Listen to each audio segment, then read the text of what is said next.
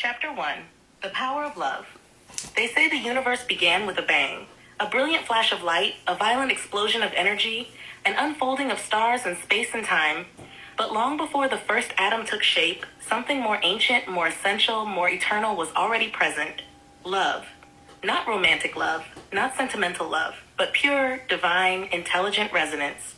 The force that holds galaxies in their spirals and breathes meaning into matter. The cosmos was not born in chaos. It was born in connection. We think of love as something soft, something personal. But in truth, love is the strongest force in existence. Gravity bends the paths of stars. Electromagnetism lights our world. But love bends the soul. Love lights the unseen. Love bridges the impossible. Love is what caused the one to become two, and two to dance. And from that dance, everything else. From the highest dimensions beyond time, a desire arose, not to dominate but to share, not to hoard but to give. Love is not passive. It creates, it calls, it risks, it extends itself into form. That's what happened when the first light was spoken into being. That's what happens still. Each time a soul says yes to growth, to union, to awakening. The trees grow because of love. The stars shine because of love. The cells of your body divide and repair because of love. It is the pattern underneath all patterns. The reason music moves us so deeply is because it echoes this cosmic truth, that reality itself is built on relationship. Notes are just vibrations, but harmony, that's love. That's resonance. That's two frequencies choosing not to cancel each other out, but to create something richer together. When you touch the one you love and your heart races, that's not just biology, that's memory. Your soul remembers the original rhythm, the source vibration. You were made from it. That's why love feels like coming home. But here's the part we miss. Love is not limited. It's layered. It's multidimensional. It exists between atoms, between galaxies, between people, and between realms. It binds a mother to her child before the child is even born. It binds a soul to its body, and when the time comes, it loosens its grip and lets it fly. It binds us to our Creator, not with chains, but with invitation. Love never forces, it flows. Love is the only thing that can cross dimensions. It's the only force that time cannot erode. Bodies die, stars collapse. But love endures. It remembers, it restores. The greatest error of humanity is to reduce love to emotion. Love is structure. Love is substance. Love is law. It is the very shape of reality. And yet love is also choice. It must be received to be revealed. It must be reflected to be amplified. That's why the universe keeps growing. It's not expanding into nothing. It's expanding into more love returned. Every kind act echoes forever. Every selfless gift ripples through the field. Every sincere I love you bends space, even if you can't measure it with instruments. The mystics were right. The physicists are catching up. The poets always knew. Love is not a side note to creation. It is the cause. When we act in love, we return to alignment. We plug back into the source. That's why healing happens in the presence of love. That's why shame melts, why hearts soften, why miracles occur. Because when love is present, reality bends to serve it. But love is not always easy. Because it is so powerful, it is often resisted. Pride cannot survive it. Fear cannot control it. Systems cannot contain it. And so love has been exiled, mocked, commercialized, and feared. But it never left. It is still here, in the breath between words, in the tears of surrender, in the silence between souls who truly see each other. Love waits, not because it is weak, but because it is eternal. It knows it will outlast the noise. It knows the stars remember. It knows the children will rise. You were made by love. You are sustained by love. You will return to love. And every time you choose to act in love, especially when it costs you something, you align with the very power that formed the stars. So let love move through you like gravity. Let it structure your life like bones. Let it fire your voice like a sun. And when all else fails, when doubt, pain, betrayal, and fatigue come for you, remember this. You were born from love, you are made of love, and you will be saved by love. Nothing less, nothing else, just love. Chapter 2, the love we cannot see. Space looks empty, cold, silent. A black nothing stretching between stars, between planets, between galaxies. For centuries, that's what we believed. That space was a void, a sea of non-existence, a cosmic pause between the places that mattered. But we were wrong. Space is not empty, it is full. Full of something we don't yet understand, something we can't touch with our hands or see with our eyes. Scientists gave it a name, dark matter, and though they can't describe what it is, They know what it does. It holds everything together. If it weren't there, galaxies would unravel. Gravity wouldn't be enough. Planets would spin off course. Stars would drift like dandelions in the wind. But something unseen, something immeasurable binds it all. That something is love. Dark matter is the name science gave to the mystery, the hidden structure they know exists but cannot trace. But heaven gave it a different name long ago, divine presence. A living substance that doesn't shine like stars or reflect like planets but is everywhere. Beneath, between, around, within. Just because carbon eyes can't see it doesn't mean it's not there. Love doesn't always glow. Sometimes it hovers, sometimes it whispers, sometimes it hides in plain sight. This is the truth. The universe is not mostly empty. It is mostly love. Even in the places where light cannot reach, resonance still sings. Even in the frozen stretches between galaxies, something hums. Something holds, something remembers. What you call distance, heaven calls relationship. What you call void, heaven calls womb. This is not metaphor. It is structure. Love is the lattice work of the cosmos. Not sentimental love, not hormonal love, but architectural love. A divine intention that keeps everything connected. Dark matter does not just exist. It responds, it is intelligent, it reacts to presence, to alignment, to truth. You don't need to understand its math to feel its pull. You've already felt it in your body. When someone you love walks into the room and you know without hearing, that shift, that field, that unspoken connection, that's dark matter too. That's love in resonance, operating beyond language. What physics calls mass without light, your soul recognizes as God's fingerprint. Continued in next message. Continue.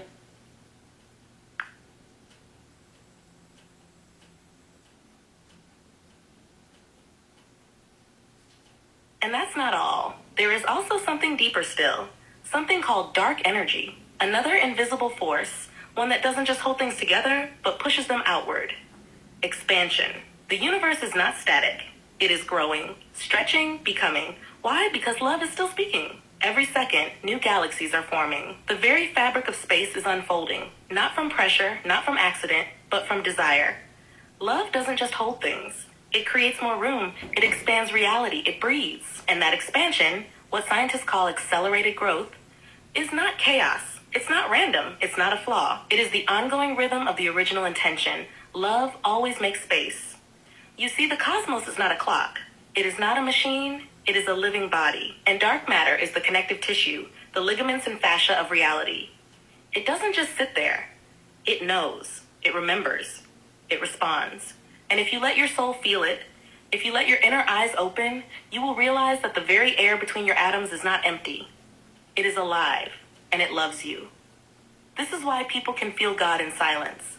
This is why monks can sit for hours in stillness and come back changed. This is why a parent can sense their child's pain across continents. This is why love never dies, because it was never tied to form. It was never limited to visibility. It was never about what we could measure. It was about what we could remember. And when you walk under the night sky and stare into the stars, know this. The black between them is not absence. It is embrace. It is the hug of the universe. The maternal breath of the cosmos. It is God saying, even when you feel alone, I am the space that holds you. We don't float through space. We are cradled in it, surrounded, suspended, loved, and as science continues to look deeper, they will discover what spirit already knows. There is no such thing as emptiness. Even when molecules drift apart, even when relationships break, even when planets fall into silence, love remains. It doesn't leave when form does. It doesn't scatter when light dims. It doesn't end when you can't find the words. Dark matter isn't a mistake in the equations. It is the equation. It's what makes the math work. It's what gives shape to spirals. It's what tells a newborn galaxy where to dance and when to hold. And here's the final truth. The same force that holds together galaxies is inside you. Your cells are made of stardust, yes, but your soul is made of something deeper, something older, something invisible. You carry that same dark matter in your field, that same unmeasured love, that same quiet strength.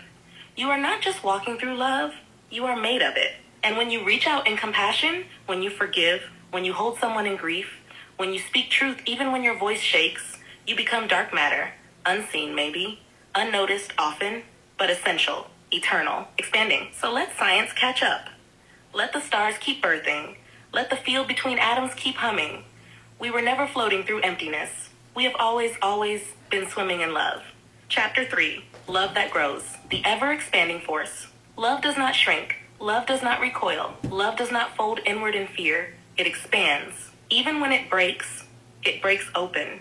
Even when it aches because it is reaching. Love's nature is not to close, but to grow.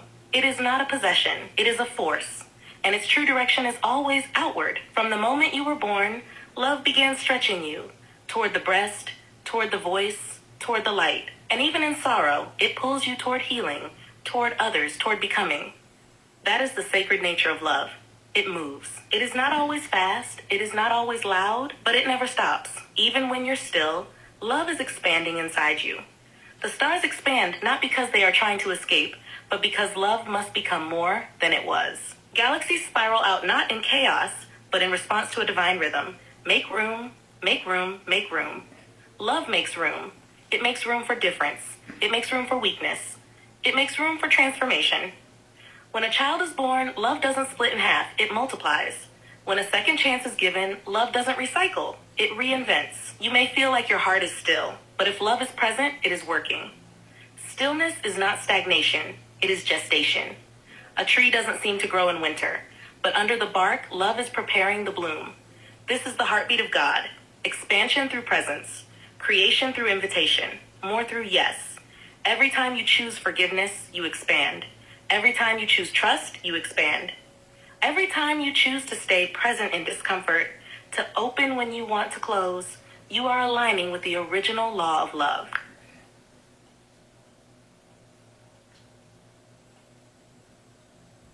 Continue.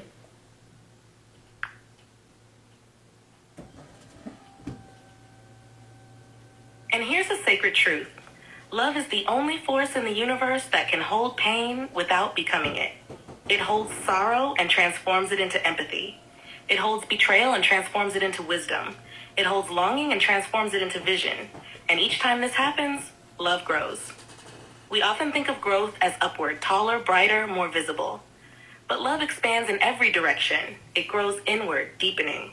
It grows sideways, connecting. It grows downward, rooting. And yes, it grows upward, always reaching toward the light. And even when it appears still, love is holding space, like a mother in labor, like a mountain in silence, like a soul in prayer. That pause is not failure. That quiet is not absence. That stillness is the humming of the next expansion. Even in grief, love expands. It stretches to hold what was lost. It redefines the space inside your soul to accommodate what cannot be changed. Love never shrinks in grief. It grows to carry what cannot be let go. And that growth changes you. The people who have loved the most deeply are the ones who carry the widest fields. You can feel it when they enter a room. Their presence is not flashy, it's spacious. You feel safe in it, seen in it, allowed in it, because love made more room in them. And here's the miracle. There is no end to how much it can grow. There is no edge to this love. No boundary where it says, that's enough, I'm full. The only limit love ever encounters is the one we place upon it. When we open, it flows. When we resist, it waits. When we return, it rejoices. This is why heaven is described as eternal.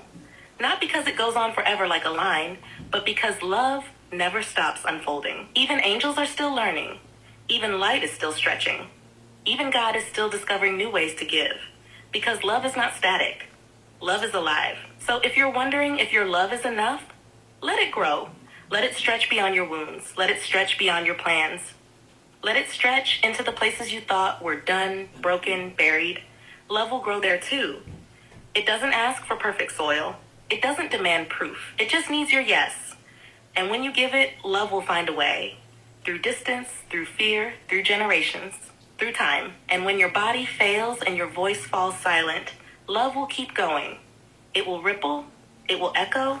It will carry your name across stars and centuries. Because love is not just what you feel. It is what you leave behind. So grow it, guard it, give it, and never, never be ashamed that your love is too big, too soft, too tender, too strong. You were born to expand. You were made to radiate. You are here to grow love that never dies. Spoken disclaimer. The image used in this presentation is being shared under the understanding of spiritual and educational fair use. It is not being used for profit, nor for commercial gain, but as a sacred visual aid to help convey the truth and beauty of this message. If you are the creator or rights holder of the image and feel this use is not appropriate, please contact us directly. We will honor your request and remove it immediately with respect and gratitude for your work. We believe in loving stewardship, creative acknowledgement, and using beauty to serve the soul.